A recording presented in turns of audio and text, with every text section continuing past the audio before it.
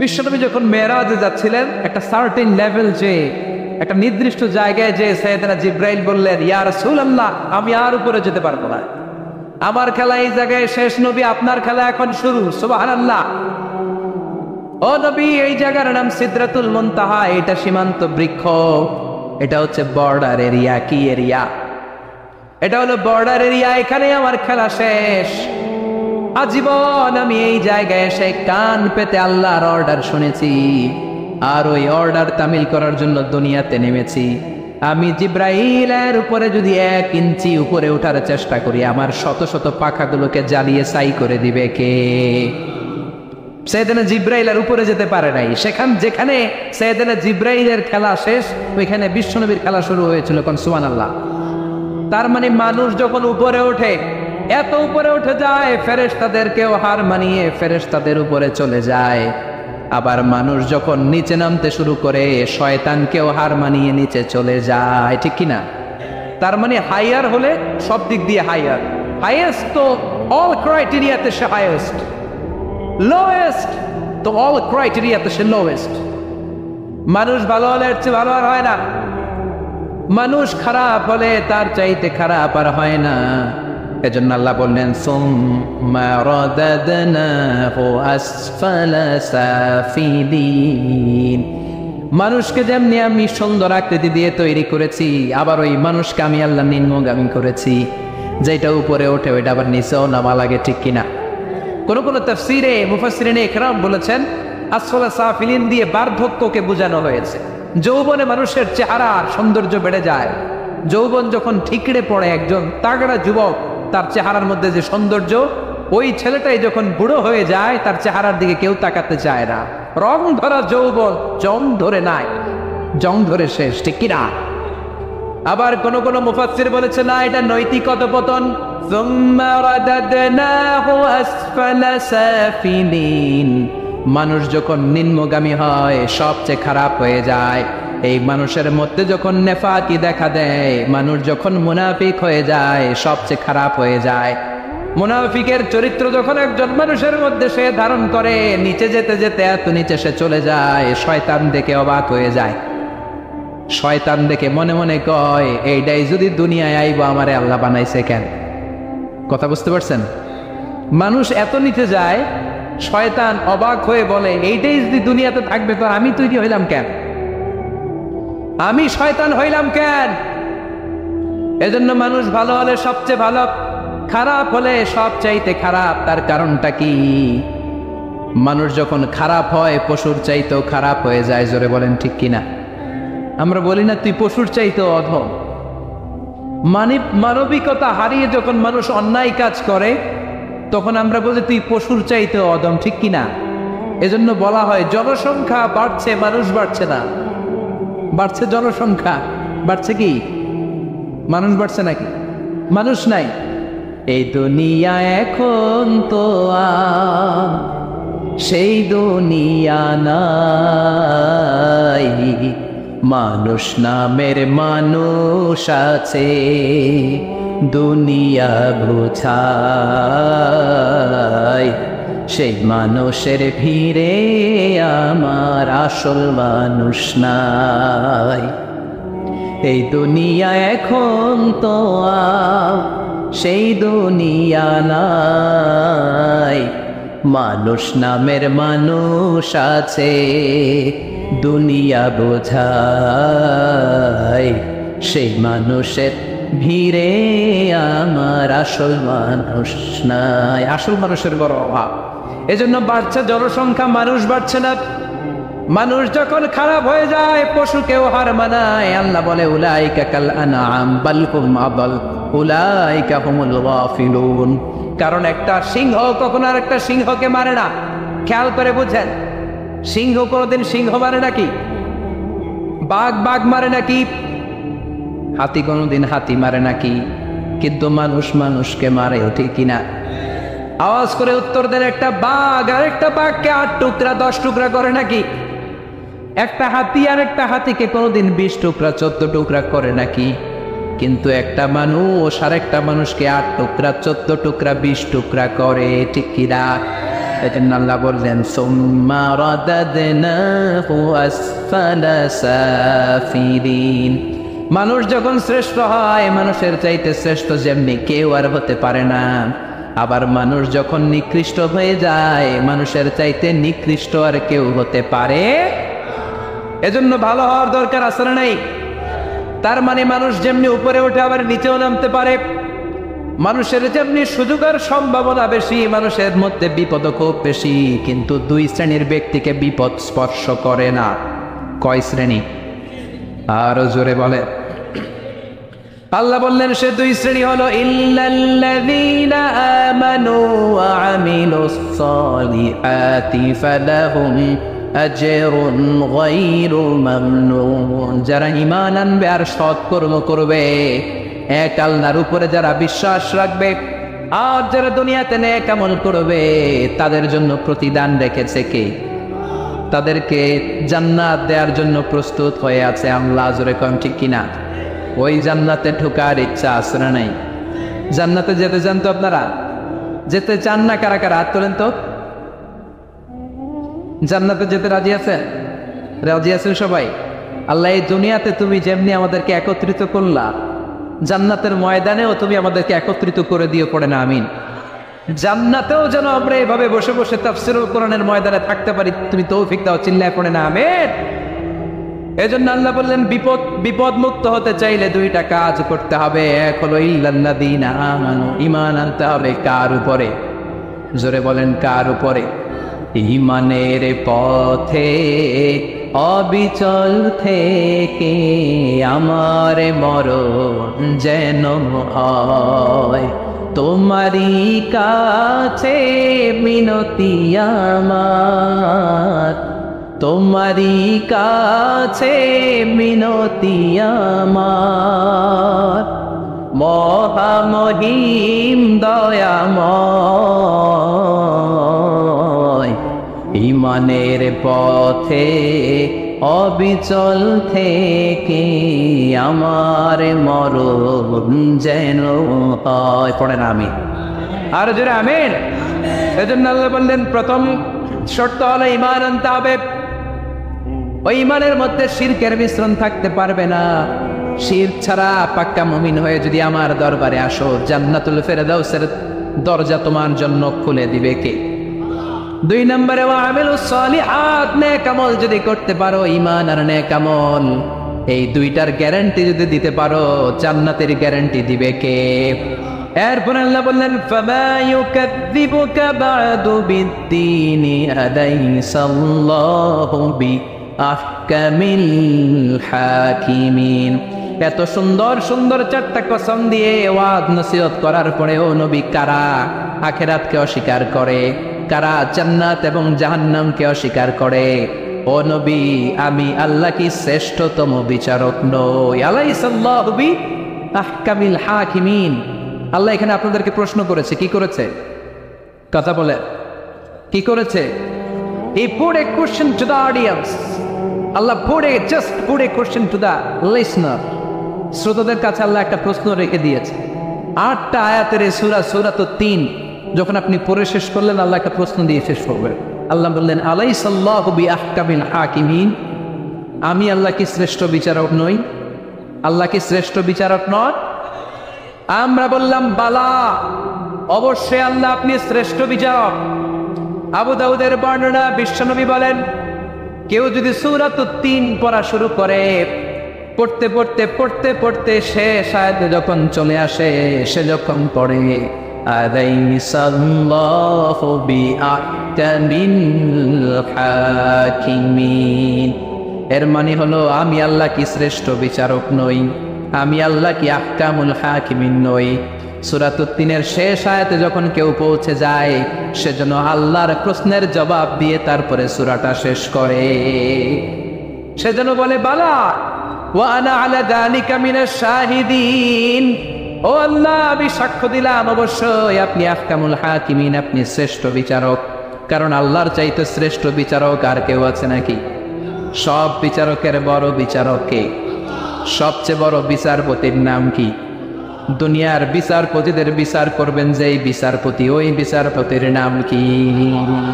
আলাইসাল্লাহু বিআহকামিল হাকিমিন। আমি কি শ্রেষ্ঠ বিচারক নই?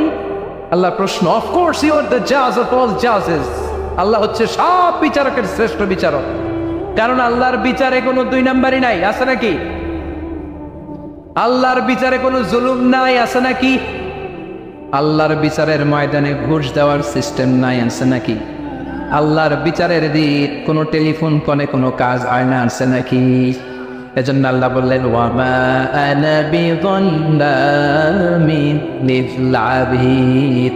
আমার বিচারটা এত স্বচ্ছ বিচার, এত চমৎকার বিচার, এই বিচারে কেউ জুলুমের শিকার হবে না। ফামাই ইয়ামাল মিসকালা যাররাতিন খায়রান ইয়ারা ওয়া মান ইয়ামাল মিসকালা যাররাতিন শাররান ইয়ারা।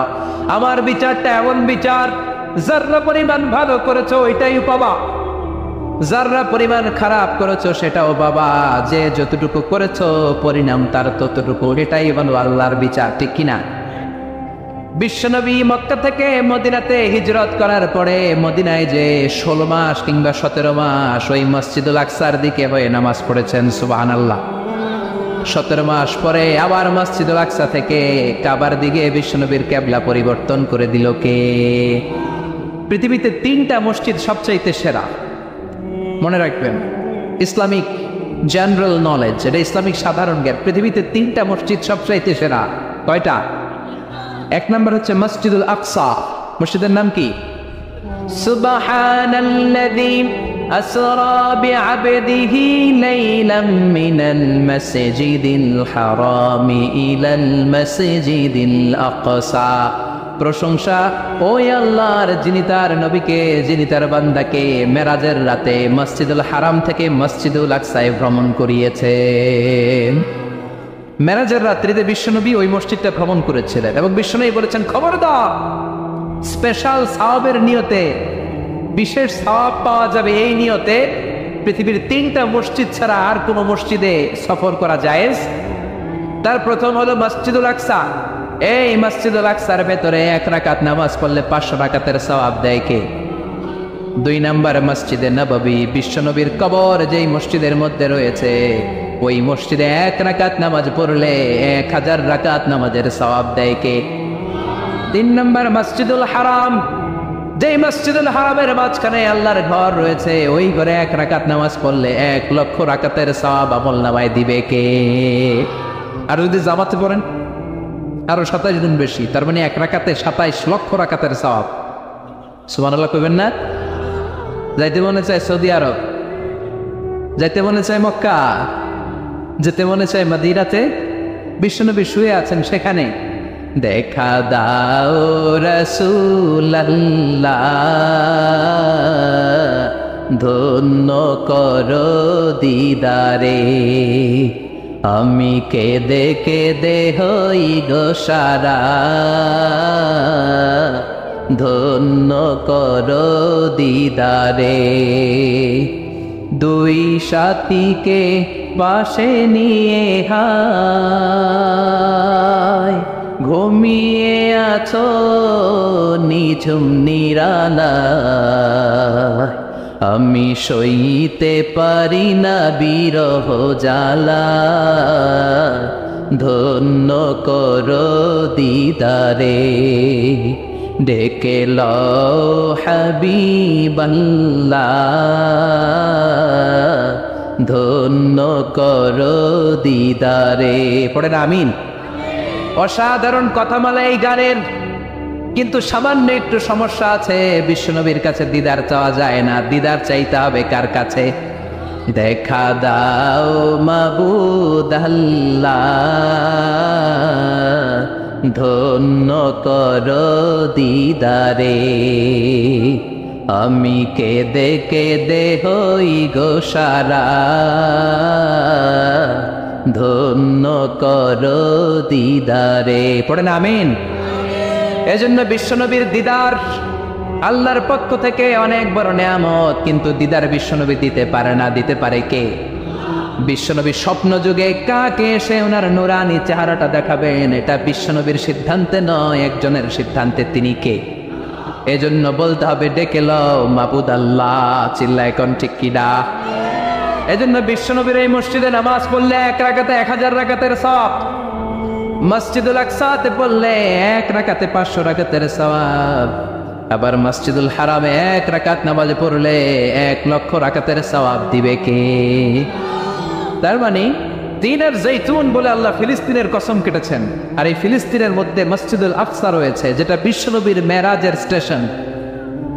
বিশ্বনবী মেরাজ করতে যে ওইখানে ব্রেক নিয়েছে, ওইখানে বিশ্বনবী ট্রানজিট নিয়েছে। ট্রানজিট ছিলেন তো? আপনি সৌদিতে যদি উমরা করতে যান, সৌদি এয়ারলাইন্সে গেলে ডিরেক্ট ফ্লাইট, কিন্তু কাতার এয়ারওয়েজে গেলে, এমিরেটসে গেলে আপনাকে কাতারে ট্রানজিটে যেতে হবে, এমিরেটসে ট্রানজিটে যেতে হবে। বিশ্বনবীর মেরাজটাও হয়েছে এইভাবে।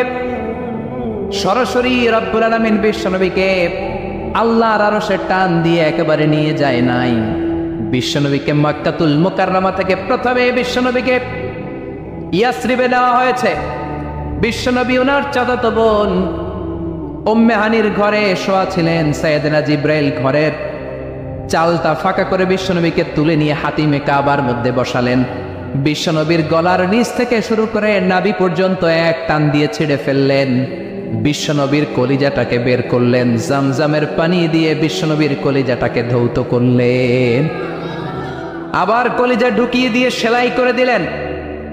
বিশ্বনবীর পুরো জীবনীতে শুধুমাত্র কেবলমাত্র কয়েকজন সাহাবা বিশ্বনবীকে উদম গায়ে দেখেছে, মানে খালি গায়ে দেখেছে। যে সমস্ত সাহাবারা বিশ্বনবীকে খালি গায়ে দেখার সুযোগ পেয়েছে, তারা বলেছে আমরা বিশ্বনবীর গলা থেকে নাভি পর্যন্ত এই জায়গায় সেলাইয়ের দাগ দেখতে পেয়েছি। সাইয়েদনা জিব্রাইল গলা থেকে নাভি পর্যন্ত কেটে কলবটা বের করে জামজামের পানি দিয়ে ধুয়ে আবার সেট করে দিলেন, এরপর সেলাই করে দিলেন। এটাকে বলে শাফটে সাদা, সিনা চাক। কি বলে? ডাক্তারি ভাষায় বলে ওপেন হার্ট সার্জারি। নাম শোনেন নাই? বিশ্বনবীর পুরো জিন্দেগিতে 2 বার এরকম ওপেন হার্ট সার্জারি হয়েছে। আল্লাহু আকবার। মেরাজের রাতে হাতিমে কাবা থেকে ওপেন হার্ট সার্জারি করে বিশ্বনবীকে সাইয়েদনা জিব্রাইল উড়িয়ে নিয়ে গেলেন একটা মরুর প্রান্তরে, ঘুটঘুটে অন্ধকার। সাইয়েদনা জিব্রাইল বললেন, ও নবী এই জায়গায় দোয়া করেন। বিশ্বনবী দোয়া করলেন। দোয়ার পরে জিব্রাইলকে বললেন, ও জিব্রাইল কোন জায়গায় রেখে দোয়া করতে বললা? জায়গাটা তো চিনলাম না। সাইয়েদনা জিব্রাইল বলে, নবী গো, কিছুদিন পরে আপনার এলাকা থেকে আপনি বিতাড়িত হবেন। আপনার এলাকা থেকে বিতাড়িত হয়ে যেই জায়গায় আপনি হিজরত করতে যাবেন, এই জায়গাটা হলো ওই জায়গা, হিজরতের জায়গা। জায়গাটার নাম হলো ইয়াসরিব। ইয়াসরিব মদিনার পূর্ব নাম হচ্ছে ইয়াসরিব। আবার সেখান থেকে বিশ্বনবীকে তুলে এক পাহাড়ের উপরে নেওয়া হলো। এগুলো মেরাজের রাতের ঘটনা। ওই পাহাড়ে নামিয়ে বলা হলো, ও নবী আপনি দোয়া করেন। তার মানে প্রথম স্টেশন মদিনা ইয়াসরিবে, দ্বিতীয় স্টেশন পাহাড়ের উপরে। ব্রেক নিচ্ছেন। ব্রেক নিয়ে নিয়ে বড় জার্নির জন্য বিশ্বনবীকে তৈরি করছে কে? কারণ একটু পরে এমন জোরে টান দিবে, 7 আকাশ ভেদ করে আল্লাহর আরশে চলে যেতে হবে। চিল্লা এখন ঠিক কিনা? পাহাড়ের উপরে নামিয়ে বললেন, ও নবী দোয়া করেন। বিশ্বনবী পাহাড়ের উপরে দোয়া করলেন। এবার বললেন, ও জিব্রাইল আইয়ু জাবালিন হাদা, অন্ধকার, গুটগুটে অন্ধকার, কিছু দেখি না, এটা আবার কোন পাহাড়? সাইয়েদনা জিব্রাইল বললেন, ও নবী এই পাহাড়টা হলো জাবালু মুসা, আপনার ভাই মুসার পাহাড়। এটা হলো তুর পাহাড়। তুর পাহাড়ের চূড়ায় এসেছেন। সেখান থেকে আরেক ব্রেক দিয়ে বিশ্বনবীকে মসজিদুল আকসাতে নেওয়া হয়েছে। যে মসজিদুল আকসা ফিলিস্তিনের ভূখণ্ডে অবস্থিত, যে মসজিদে 1 রাকাত সালাত আদায় করলে 500 রাকাতের সওয়াব আমলনামায় ঢুকিয়ে দিবে কে? আবার এই ফিলিস্তিন বিলাদুস শাম, এই শাম দেশ যেন তেন জায়গা নয়। 2টা বর্ণনায় পাওয়া যায় কিয়ামতের ময়দানটা হবে আরাফাতের ময়দানে। আবার আরেকটা বর্ণনায় পাওয়া যায় কিয়ামতের ময়দানটা হবে সিরিয়া, ফিলিস্তিন, এই শামের ভূখণ্ডের ময়দানে। পড়েন সুবহানাল্লাহ। সাইয়েদনা ঈসা আলাইহিস সালাম দাজ্জালকে হত্যা করার জন্য বাংলাদেশে নামবে না। দাজ্জালকে হত্যা করার জন্য সৌদি আরবেও নামবে না, মিশরেও নামবে না, ইরাকেও নামবে না। লেবাননেও নামবে না, আলজেরিয়াতেও নামবে না, তিউনিশিয়াতেও নামবে না, মরক্কোতেও নামবে না। সাইয়েদনা ঈসা আলাইহিস সালাম দাজ্জালকে হত্যা করার জন্য ফিলিস্তিনের দামেস্কের জামে মসজিদের সবচেয়ে বড় মিনারার পাশে দুইজন ফেরেশতার পাখার উপরে ভর করে জামিনে নেমে আসবেন। এই জায়গাটা অনেক গুরুত্বপূর্ণ জায়গা। আল্লাহ বলেছেন বারাক না হাওলা, এই পুরো এলাকাটাকে আমি বরকত দিয়ে ছেয়ে দিয়েছি। পড়েন আল্লাহু আকবার। আবার এই জায়গায় বিশাল একটা যুদ্ধ হবে। ফিলিস্তিনের একটা শহর আছে আল গৌতা, এই গৌতা শহরে মুসলমানদের কেন্দ্রবিন্দু হবে। কিয়ামতের আগ দিয়ে যা যা ঘটবে সব এই ফিলিস্তিনে ঘটবে। এই জন্য তিন আর জাইতুনের কসম কাটার মধ্য দিয়ে ফিলিস্তিনের কসম কেটেছে কে? এই ফিলিস্তিনের বাইতুল হাম, যেটাকে বলে বেথেলহাম, এই বেথেলহাম সিটিতে ঈসা আলাইহিস সালামের জন্ম। সুবহানাল্লাহ পড়েন। মনে থাকবে কোন শহরে? বেথেলহাম। বেথেলহাম শহরে ঈসা আলাইহিস সালামের জন্ম। তার মানে আল্লাহ ঈসা নবীর জন্মস্থানের কসম কাটলেন। এরপরে আল্লাহ বললেন ওয়াতুরে সিনিন, তুর পাহাড়ের কসম, সিনাই পর্বতের কসম। তুর পাহাড় হলো মিশরে, মিশর হলো মূসা আলাইহিস সালামের জন্মস্থান। আর ওয়াহাদাল বালাদিল আমিন, এই নিরাপদ শহরের কসম, মানে মক্কাতুল মুকাররমার কসম। মক্কা মুকাররমা কার জন্মস্থান? জোরে বলেন, আরো জোরে বলেন। বিশ্বনবীর জন্মস্থান। তিনজন বড় বড় পয়গাম্বর যেই তিন দেশে এসেছে, আল্লাহ তিনটা দেশের কসম কাটলেন। তিনটা বড় বড় শরীয়তের ধারক বাহক এই তিনজন নবী, উলুল আজমি মিনার রাসূল। এজন্য আল্লাহ বললেন ওয়াত্তিনি ওয়াজ-যাইতুনি ওয়া তুরি সিনিন ওয়া হাযাল বালাদিল আমিন। তিন আর জাইতুনের কসম, মানে ফিলিস্তিনের কসম। ওয়া তুরি সিনিন, তুর পাহাড়ের কসম, মিশরের সবচাইতে উঁচু পাহাড়, যেই পাহাড়ের চূড়ার উপরে উঠে সাইয়েদনা মূসা আলাইহিস সালাম সরাসরি আল্লাহর সাথে কথা বলেছেন। ওয়া কাল্লামাল্লাহু মূসা তাকলিমা, সরাসরি without any media, without any via সাইয়েদনা মূসা আলাইহিস সালাম আল্লাহর সাথে কথা বলতেন। পৃথিবীতে চারটা আসমানি কিতাব সবচাইতে সেরা। এক হচ্ছে তাওরাত, দ্বিতীয়ত জাবুর, তৃতীয়ত ইনজিল, চতুর্থত কোরআন। তাওরাত আল্লাহ নাজিল করেছেন সাইয়েদনা মূসা আলাইহিস সালামের উপর, জাবুর নাজিল করেছেন দাউদ আলাইহিস সালামের উপর, ইনজিল নাজিল করেছেন ঈসা আলাইহিস সালামের উপর, আর বিশ্বনবীর উপর নাজিল করেছেন কোরআন। ঠিক কিনা?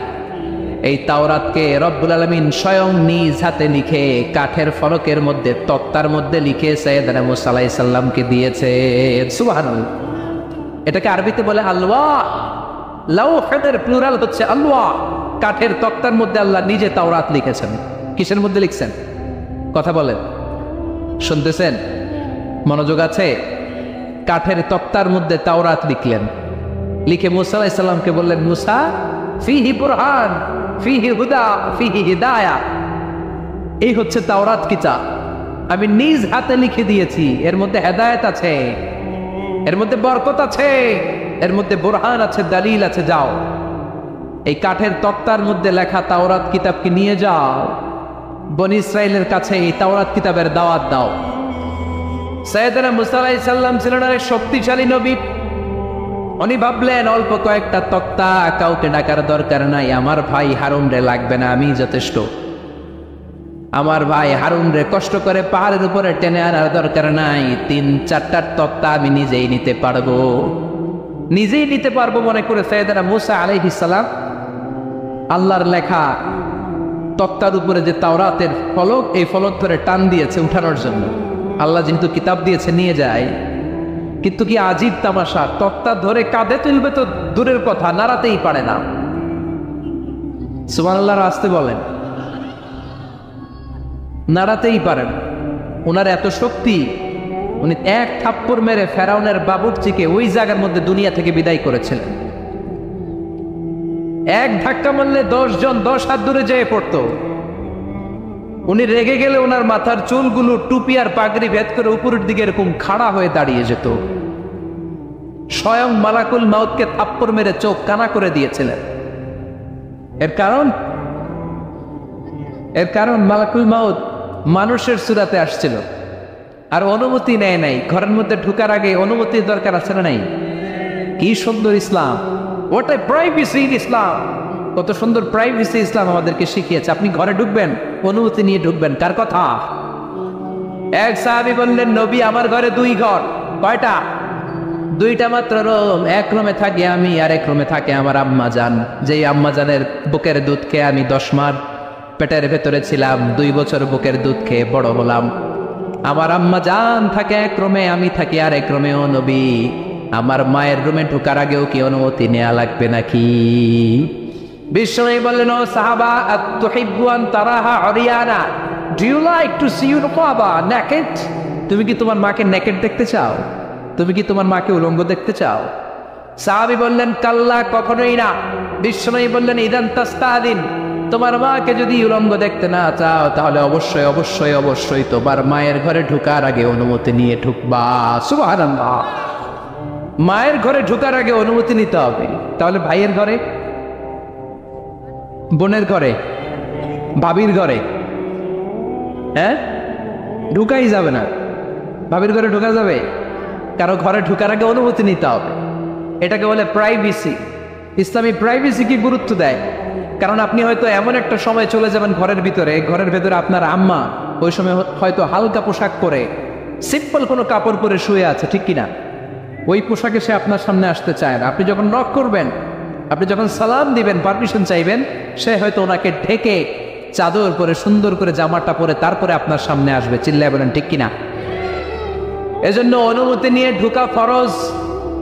কারো ঘরে যখন যাবেন, আগে সালাম দিবেন, 3 বার সালাম দিবেন। 3 বার সালাম দেওয়ার পরে যদি উত্তর না পাওয়া যায়, চলে যাবেন। কার কথা? মানতে রাজি আছেন তো? এগুলো মানি না, এই জন্যই ঘরে অশান্তি, ফ্যামিলিতে অশান্তি, চোখের হেফাজত নাই, নজরের হেফাজত নাই। এই নজরের লাগাম যদি টেনে ধরতে পারেন, ফ্যামিলির 50% সমস্যা এমনিই চলে যাবে। চিল্লা এখন ঠিক কিনা? সাইয়েদনা মূসা আলাইহিস সালামের কাছে মালাকুল মাউত, মৃত্যুর ফেরেশতা, মানুষের সূরাতে এসেছিল, অনুমতি নেয় নাই, হুট করে ঘরে ঢুকছে। ঢুইকা কয়, আনা মালাকুল মাউত, আমি মৃত্যুর ফেরেশতা, জিইতু আন আকবাদা রূহাক, আপনার রূহ কবজ করতে আসছি। মূসা আলাইহিস সালাম দেখতেছে একজন সলিমুদ্দি। মূসা নবী দেখে কি, আর সলিমুদ্দি কয় কি, আমি মালাকুল মাউত। ভেজাল আছে না নাই? সাইয়েদনা মূসা আলাইহিস সালাম দেখে দিব্যি সাধারণ মানুষ, আর সে বলে আমি তোমার রূহ কবজ করতে এসেছি। মূসা আলাইহিস সালাম রেগে গেলেন, অনেক মেজাজ ওলা নবী ছিলেন। রাগের চোটে 1 থাপ্পড় দিলেন। থাপ্পড় খেয়ে মালাকুল মাউতের 1 চোখ নাই। বুখারীর বর্ণনা, ফাসাক্কাহু ফাফাকু আইনা, থাপ্পড় মারলেন, চোখ শেষ। মালাকুল মাউত বাঁচার জন্য দিলেন দৌড়। এক দৌড়ে আল্লাহর আদেশে আল্লাহর আরশে চলে গেলেন। যে বলে, মাবুদ এমন নবীর কাছে পাঠিয়েছেন, আরসালতানি ইলা আবদিন লা ইউরিদুল মাউত, এমন বান্দার কাছে পাঠিয়েছে, ওই বান্দা মরতে চায় না, খালি মারতে চায়। কি করতে চায়? মরতে চায় না, মারতে চায়। দেখেন কি করছে আল্লাহ। বললেন, ও মালাকুল মাউত, ভুল করছো, সালাম দাও নাই, অনুমতি নাও নাই, মানুষের সূরাতে গেছো, আর নবীও সাধারণ নবী না, মেজাজওয়ালা নবী, ঠিক কিনা? চিন্তা করে লাভ নাই, আমি কথা বলবো। সাইয়েদনা মূসাকে আল্লাহ ডেকে বললেন, ও মূসা, তুমি নাকি মরতে চাও না, খালি মারতে চাও। সাইয়েদনা মূসা বলেন, না মাবুদ, আমি তো চিনি নাই, এটা যে মালাকুল মাউত আমি তো চিনি নাই, চিনলে তো তার গায়ে আমি হাত তোলার সাহস করতাম না। আল্লাহ বললেন, ও মূসা যাও, দাইয়াদাকা আলা মাতনি সাউর, ওই যে একটা গাভী দেখা যায়, ষাঁড় দেখা যায়, ওই গরুর পিঠের উপরে তোমার ডান হাতটা রেখে দাও। সাইয়েদনা মূসা আলাইহিস সালাম গরুর পিঠের উপরে ডান হাত রাখলেন। আল্লাহ বললেন, মূসা তোমার ডান হাতের নিচে গরুর যতগুলো পশম, প্রত্যেকটা পশমের বিনিময়ে তোমার 1 বছর করে হায়াত আমি বাড়িয়ে দিলাম। মরতে যখন চাও না, মারতে যখন চাও, আরো কয়েক বছর মারো, হায়াত আমি বাড়িয়ে দিলাম। মূসা আলাইহিস সালাম বললেন, আল্লাহ সুম্মা মাযা, এই হাতের নিচে গরুর যত পশম, তত আমার হায়াত বেড়ে যাবে। ধরলাম হাতের নিচে 2000 পশম, 2000 বছর হায়াত বাড়িয়ে দিলেন, কিন্তু সুম্মা মাদা, 2000 বছর পরে কি হবে, আগে ওইটা কোন? ওই ঝামেলাটা ভাঙে আগে আল্লাহ বললেন মূসা সুম্মাল মাউত, তারপরে তো তোমাকে মরতেই হবে, এই পৃথিবীতে আসলেই মরতে হয়। কুল্লু নাফসিন যায়িকাতুল মাউত, এই পৃথিবীতে যারা একবার আসবে তাদেরকেই মরতে হবে, ঠিক কি না? সাইয়েদনা মূসা আলাইহিস সালাম বললেন ফাল আনা, তাহলে আর দেরির দরকার নাই, এখনই আমাকে নিতে বলেন। সুবহানাল্লাহ। মালাকুল মাউত এসে মূসা আলাইহিস সালামের রূহ কবজ করে ফেললেন।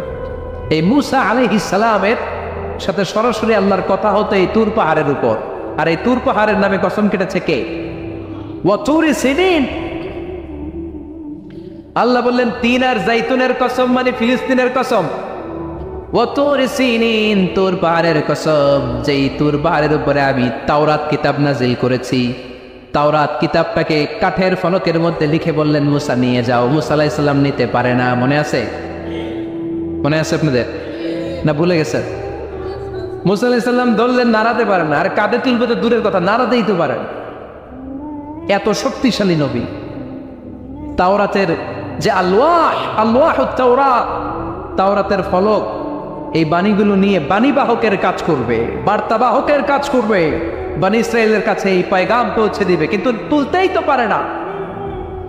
আল্লাহরে ডেকে বলে আল্লাহ পারি না। আল্লাহ বললেন ট্রাই করো, ট্রাই এগেইন, আবার চেষ্টা কর, দেখো না পারো কিনা। হাবিল সাইয়েদনা মূসা আলাইহিস সালাম ভাবলেন এই দিক দিয়ে পারি না, ওই দিক দিয়ে তুললে মনে হয় পারবো। এবার তক্তার ওই পাশ দিয়ে নাড়াচাড়া শুরু করছে, ওই দিক দিয়েও পারে না। এবার ভাবলেন এক কাজ করি, মাঝখান দিয়ে দেখি নাড়াতে পারি কিনা।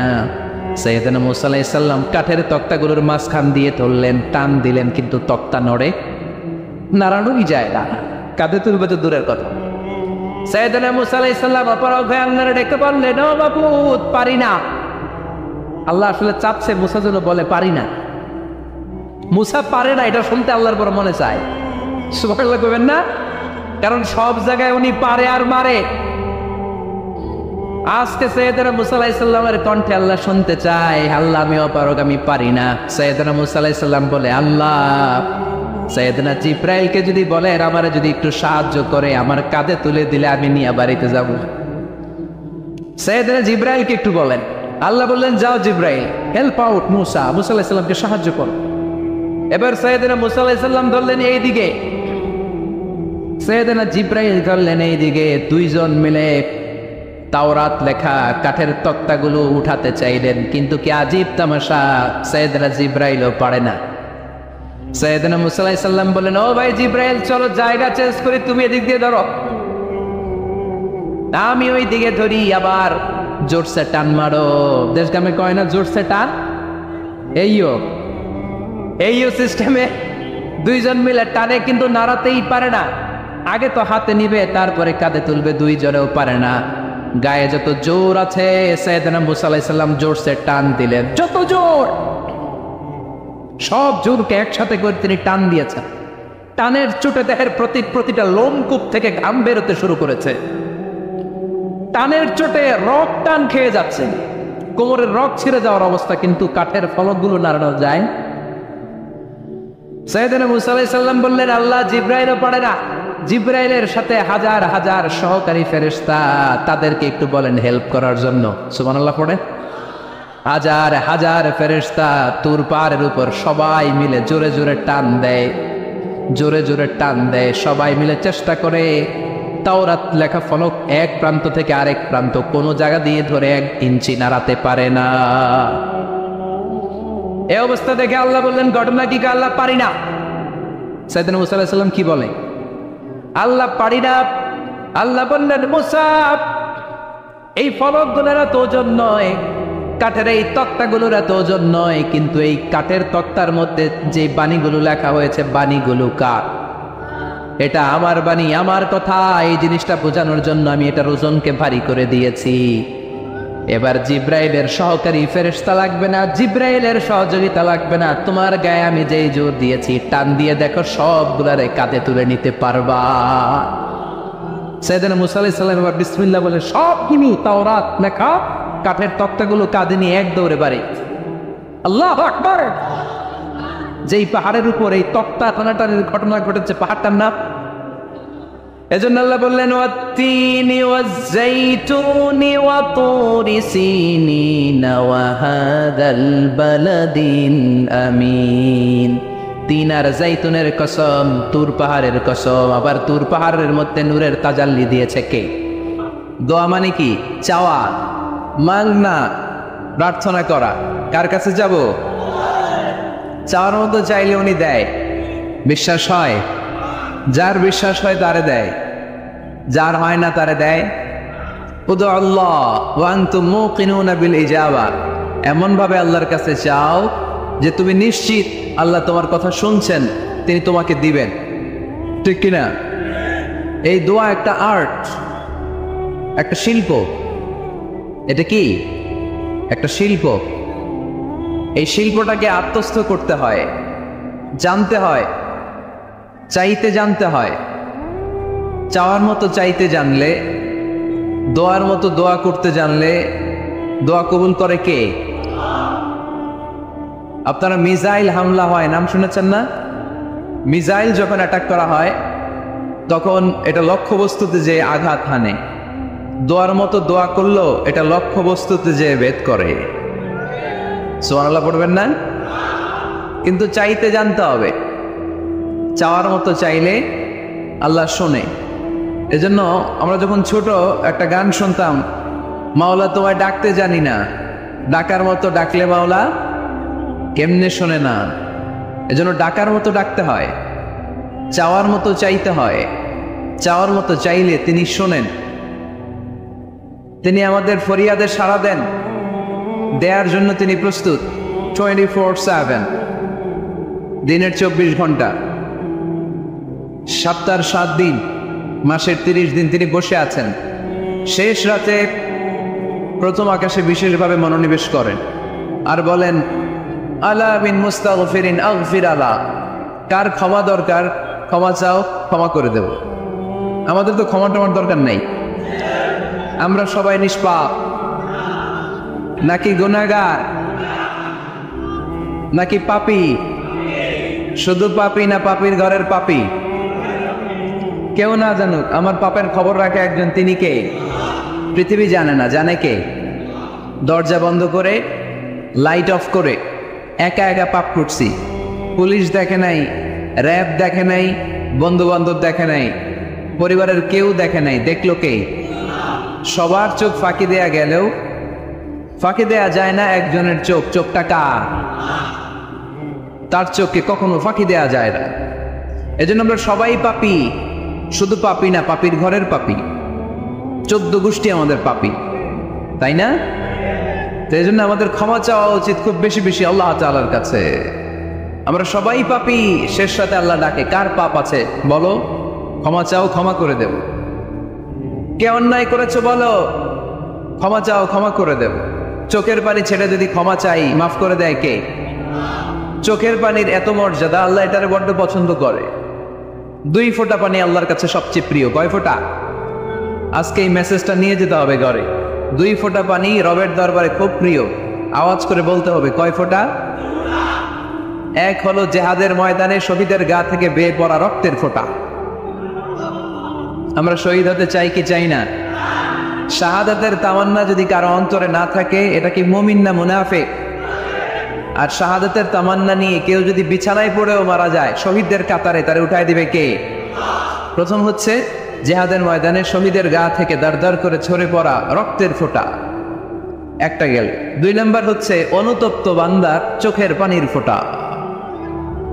বান্দা যখন অনুতপ্ত হয়, তার ভুল বুঝতে পারে, অন্যায়কে উপলব্ধি করতে পারে, তখন সে জানামাজ বিছিয়ে রবের দরবারে হাজিরা দেয়, সিজদায় লুটিয়ে পড়ে কান্না শুরু করে দেয়।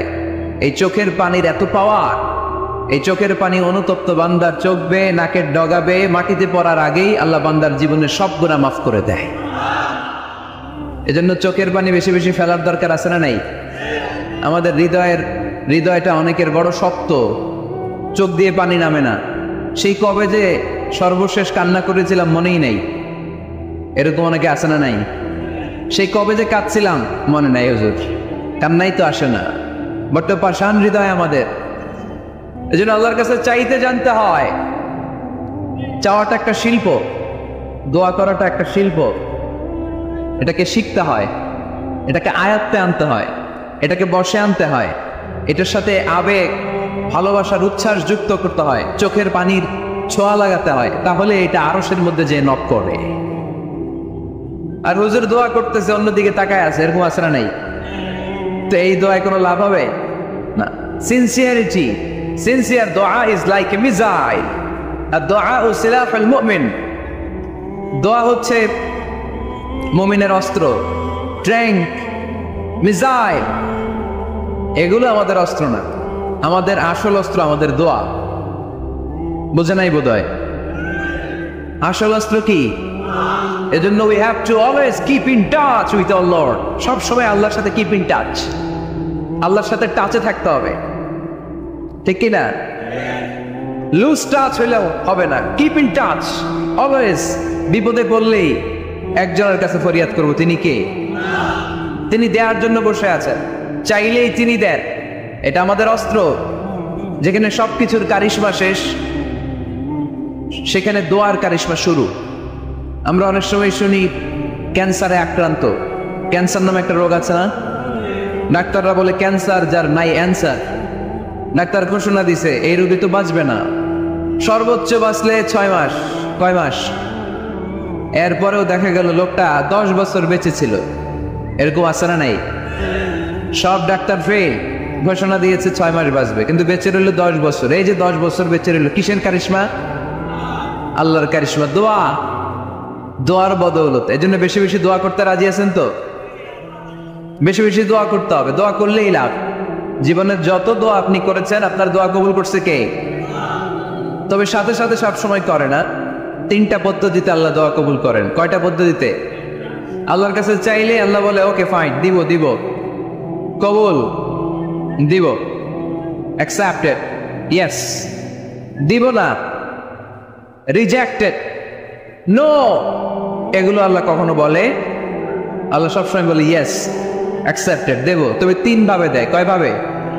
আপনি দোয়া করলেন, চাইলেন। প্রথম পদ্ধতি, চাওয়ার সাথে সাথে আল্লাহ দোয়া কবুল করে নেয় আর দিয়ে দেয়, পেয়ে আপনি খুশি হয়ে যান, আলহামদুলিল্লাহ পড়েন। দ্বিতীয় পদ্ধতি, আপনি আল্লাহর কাছে চাইলেন, আর অল্প কয়েক মিনিট কথা, আর অল্প কয়েক মিনিট, বসো না, এরকম করো না, আওয়াজ করো না।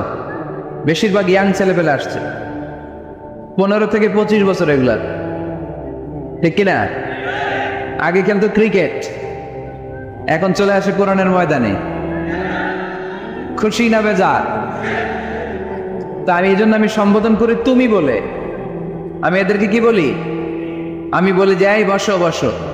তো একজন আমার আবার চিঠি লেখছে, হুজুর আপনি যে বসো বসো বলেন, অনেক মুরব্বীও তো আছে। আমি বলি ভাই, আমার মাহফিলে মুরব্বীরা কম, ইয়াংরা বেশি, ঠিক কিনা? আর যখন মুরব্বী বাজানদেরকে উদ্দেশ্য করে বলি, তখন বলি বসেন। কিন্তু আমি যখন বলি বসেন, ছেলেরা আবার বলে বসেন বসেন। বেজাল আছে না নাই? তো এই জন্য বসো বললেও ঝামেলা, বসেন বললেও। হুজুর বিয়ে করলেও দোষ, হুজুর বিয়ে করে না এটাও দোষ, হুজুর দেখতে সুন্দর এটাও দোষ, হুজুর দেখতে বেশি স্মার্ট না এটাও দোষ, হুজুর খায় কম, খাইতে পারে না, দোষ, হুজুর খায় বেশি, এটাও। অনেকে বলে হুজুর আপনি বেশি ইংরেজি বলেন, এটা আপনার দোষ। আবার আমেরিকায় যারা থাকে তারা বলে হুজুর আরেকটু যদি ইংরেজি বাড়ায় বলতেন আমাদের ছেলেমেয়েরা বেশি বুঝতে পারতো, আপনি যে কম বলেন এটা আপনার দোষ। ভেজাল আছে না নাই? সব ভেজাল থেকে আল্লাহ তুমি এই জাতিকে নির্ভেজাল করে দাও। আর অল্প কয়েক মিনিট, ডিস্টার্ব করো না। তো আল্লাহ 3 ভাবে আমাদের দোয়া কবুল করে। পদ্ধতি নাম্বার 1, চাওয়া মাত্রই দিয়ে দেয়, বলে হ্যাঁ দিব, তো দিয়ে দেয়, আমরা খুশি। পদ্ধতি নাম্বার 2, আমরা যাই, আল্লাহ এটা দাও, আল্লাহ তখনও বলে ইয়েস দেব, কারণ না বলে ফিরিয়ে দিতে আল্লাহ জানেন দেব, তবে সাথে সাথে দেন না, লেটার অন, দেরি করে। কখন দিলে আমার জন্য ভালো, এটা আমার চেয়েও ভালো জানে কে? দেরি করে দেয়। পদ্ধতি নাম্বার 3, আমি চাইলাম আল্লাহ এটা দাও, আল্লাহ বলে ইয়েস দেব, সাথে সাথে দেয় না, দেরি করেও দেয় না। এটা কিয়ামতের ময়দানের জন্য তিনি রেখে দেয়। যাতে ওই দিন বিপদের কালে এই দোয়ার বদৌলতে তিনি আমাদেরকে বাঁচিয়ে দিতে পারে।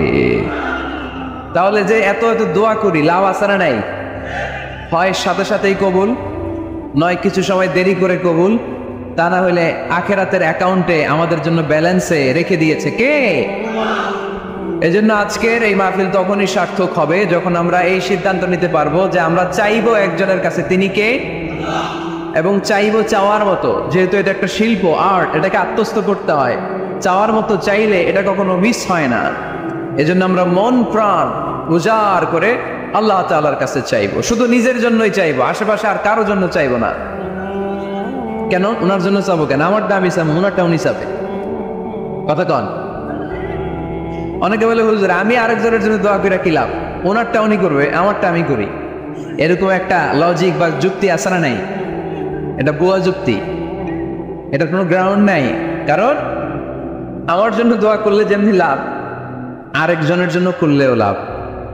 হাদিসে এসেছে কোন মুসলিম যদি ইয়াদউ লিআখিহিল মুসলিম বিযাহরিল গায়ব, তার কোনো ভাইয়ের জন্য যদি কেউ দোয়া করে, ওই দোয়াটা আগে আল্লাহ তার জন্য কবুল করে নেয়। কারণ সে দোয়া যাই করে, পাশ থেকে ফেরেশতারা বলে ওয়ালাকা বিমিসলিন, ওয়ালাকা বিমিসলিন, তোমার জন্য এটা কবুল করুক। যেমন আপনি দোয়া করলেন, আল্লাহ আমার এই ভাইটা অসুস্থ, আল্লাহ আমি দোয়া করছি আল্লাহ আপনি তারে সুস্থ করে দেন।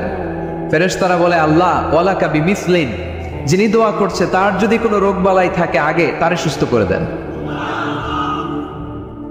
আমি দোয়া করলাম আল্লাহ আমার এই ভাইটা হজে যেতে পারে না, আল্লাহ তুমি তারে হজে যাওয়ার তৌফিক দান করো। ফেরেশতারা বলে ওয়ালাকা বিমিসলিন, মানে আল্লাহ যিনি দোয়া করতেছে আগে তার হজের ফ্লাইটটা কবুল করো। লাভ আছে না নাই? এজন্য নিজের জন্য দোয়া করলেও লাভ, পরের জন্য দোয়া করলেও লাভ। কোন সময়ে কি দোয়া করবেন কোরআনে আছে না নাই? আল্লাহর নবীরা এগুলো আমাদেরকে সব শিখিয়ে গিয়েছে। সাইয়েদনা আদম আলাইহিস সালাম ভুল করে গন্ধম খেয়ে ফেললেন, আল্লাহর কাছে কাঁদতে শুরু করলেন, শত শত বছর চোখের পানি ছেড়ে উনি কাঁদলেন। আর একটা দোয়া আমাদের জন্য রেখে গেলেন যে আমরাও আদম জাত, বানি আদম, আমরাও যদি ভুল করি আমরাও যেন এই দোয়াটা পড়ে কেঁদে কেঁদে আল্লাহর কাছে ক্ষমা চাইতে পারি, ঠিক কিনা? সাইয়েদনা আদম আলাইহিস সালাম ভুল করে ফেললেন, আল্লাহর কাছে চোখের পানি ছাড়লেন, অনুতপ্ত হলেন আর দোয়া করলেন রব্বানা যালামনা আনফুসানা ওয়া ইল্লাম তাগফির লানা ওয়া তারহামনা লানাকুনান্না মিনাল খাসিরিন। আল্লাহ ভুল করেছি, অপরাধ করেছি, অন্যায় করেছি, তুমি যদি মাফ না করো কেউ মাফ করার নাই, ঠিক কিনা? এভাবে ভুল হয়ে গেলে ক্ষমার রাস্তা খোলা। অনেকে রাস্তা বন্ধ করে দেয়, ভয় দেখায়, হায় হায় তুই তো কাফের, তুই তো জাহান্নামী, এরকম আছে না নাই? বনি ইসরায়েলের যুগে এক আল্লাহর ওলি, তার পাশে থাকতো এক বেনামাজি। ঘর থেকে বেরোইলে বেনামাজিরে দেখলে বলতো এই জাহান্নামী। বিকেল বেলায় করে আসার সময় কিরে জাহান্নামী, আবার দেখা হইলে এই তুই তো জাহান্নামী, খালি ডাক দিত জাহান্নামী বলে।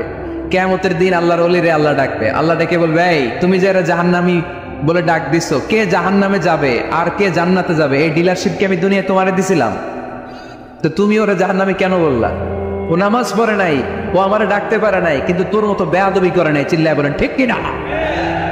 আজকে ওরে আমি জান্নাতে দেব, তোরে জাহান্নামে দেব। খবরদার, কাউরে জাহান্নামী বলার আগে 1000বার ভেবে নিবেন। কে জান্নাতে কে জাহান্নামে কেউ জানে না, একজন ছাড়া, তিনি কে? সবাই যদি জান্নাতে যায়, জান্নাতে তো ঠেলাঠেলি হবে আজকের মতো, ঠেলাঠেলি হবে না? সর্বশেষ জাহান্নামের আগুনে 1000 বছর পুরে যে লোকটা জান্নাতে যাবে তার জান্নাতের সাইজ হবে এই পৃথিবীর 10 গুণ। জান্নাতের এক একটা যে দরজা হবে, বিশ্বনবী বললেন মা বাইনা মক্কা ওয়া হাজার, সৌদির মক্কা শহর থেকে বাহরাইনের হাজার শহর যত লম্বা, যা ঠিক তত লম্বা। সেই হিসাবে এক ধাক্কায় কয়েক হাজার কোটি জান্নাতি একবারে ঢুকবে। আমরা আমাদের দরজা দিয়ে, ঘরের দরজা দিয়ে একসাথে কয়জন ঢুকি? বড় জোর 2 জন, তার চেয়েও ধাক্কাধাক্কি করে সর্বোচ্চ। জান্নাতের এক একটা দরজা দিয়ে এক ফাউজে একবারে ঢুকতে পারবে কয়েক হাজার কোটি বানি আদম। তো ওই জান্নাত যদি আল্লাহ সবাইরে দেয়, আমার কোনো সমস্যা আছে? এজন্য ইবাদত নিয়ে যেন আমরা কখনো অহংকার না করি, ইলম নিয়ে যেন কখনো অহংকার না করি, আমরা যেন বিনয়ী হই, আমরা যেন নিচু হই। কেউ নিচু হতে চাইলে আল্লাহ তারা টেনে ওঠায়, আর কেউ উপরে উঠতে চাইলে আল্লাহ থাপ্পড় মেরে জামিনে কেটে দেয়। চিল্লায় বলেন ঠিক কি না? সাইয়েদনা আদম আলাইহিস সালাম ভুল করলেন, ক্ষমা চাইলেন, ক্ষমা করে দিল কে? এজন্য আমাদেরও যদি ভুল হয়ে যায় আমরা আল্লাহর কাছে মাফ চাইবো। মাফের দরজা খোলা আছে না নাই? আবার সাইয়েদনা ইব্রাহিম আলাইহিস সালাম দোয়া করলেন, রব্বি জাআলনি মুকিমাস সালাতি ওয়া মিন যুররিয়াতি রাব্বানা ওয়া তাকাব্বাল দুআ। আল্লাহ আপনি আমার নামাজ কায়েমকারী বানান, আমার কলিজার টুকরা ইসমাইলকেও আমার সাথে নামাজ কায়েমকারী বানান, আমার দোয়াটা আপনি কবুল করে নেন। এরপরে কোনো বিপদে যদি পড়ে যাই, কোনো আপদ মুসিবতে যদি পড়ে যাই, কি দোয়া করতে হবে? সাইয়েদনা ইউনূস আলাইহিস সালামের ওই দোয়াটাও আল্লাহর কোরআনে আছে না নাই? লা ইলাহা ইল্লা আনতা সুবহানাকা ইন্নী কুনতু মিনাজ জালিমিন। সবাই পড়েন লা ইলাহা ইল্লা আনতা সুবহানাকা ইন্নী কুনতু মিনাল জালিমিন। লা ইলাহা ইল্লা আন্ত, আপনি ছাড়া কোনো ইলাহ নাই, সুবহানাক, আপনি পবিত্র, ইন্নী কুনতু মিনাজ জালিমিন, আল্লাহ আমি জুলুম করেছি, ভুল করেছি, অন্যায় করেছি, আপনি ছাড়া বাঁচানোর কেউ নাই। ঠিক কি না? আল্লাহ ছাড়া বাঁচানোর কেউ আছে? তরানোর কেউ আছে? আমি ছাড়া আল্লাহর আরো গোলাম আছে না নাই? আমি ছাড়া, আমি তো আল্লাহর বান্দা, আমি ছাড়া আল্লাহর আরো বান্দা আছে না নাই? তো আল্লাহ ছাড়া আমার দ্বিতীয় কোনো রব আছে? দোয়া এটা বলবেন, আল্লাহ আমি ছাড়া তোমার গোলামের অভাব নাই, আমি ছাড়া তোমার বান্দা বান্দির অভাব নাই, কিন্তু তুমি ছাড়া আমার কেউ না, তুমি ছাড়া আমারে ক্ষমা করার বাঁচানোর কেউ নাই। এজন্য বিপদে পড়লেই একটা নাম নিতে হয়, তিনি কে? লা ইলাহা ইল্লা আনতা সুবহানাকা ইন্নী কুনতু মিনাজ জালিমিন। এটা বিপদে পড়ার দোয়া, বিপদে পড়লে এই দোয়া পড়বেন। মুক্ত করবে কে? মাছের পেট থেকে সাইয়েদনা ইউনূস আলাইহিস সালামকে বাঁচালেন কে? আমাদের দেশে এটা শুধু ওই যে বজ্রপাত করলে পড়ে, তাই না? কি কয়? ঠেড়া, ঠাড়া, ঠাটা, বজ্রপাত শুদ্ধ বাংলায়।